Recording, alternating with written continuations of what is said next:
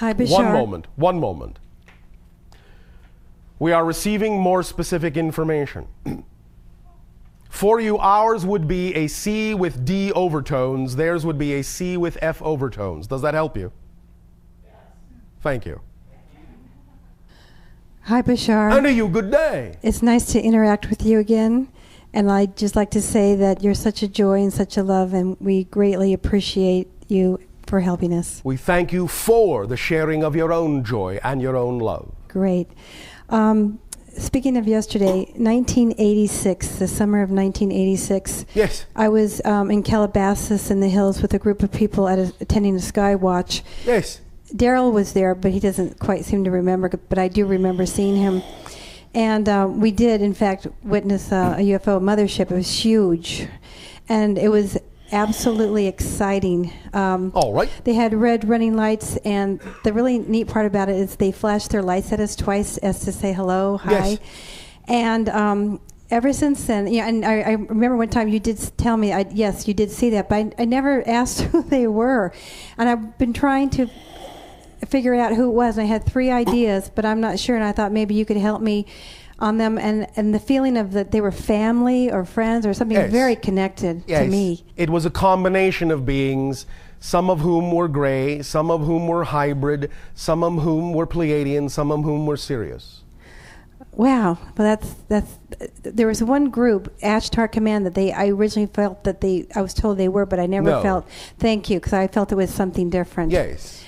The Ashtar Command idea is an Earth interpretation of a higher level consciousness that is simply interpreted in your reality as if it is an extraterrestrial civilization, which it is not. Okay. Well, they were friendly, and I was just so excited to see that. Thank you. Been asking to see again. There's a book, Rachel's Eyes, about hybrid. Is that a true book, and do we have hybrids living among us?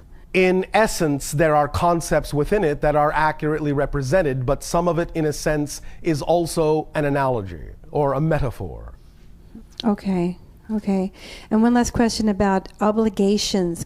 Obligation. Versus guilt. I mean, I realize today that I can be passionate about the obligations that I have to perform. Yes. And well, it's about being responsible to, not being responsible for.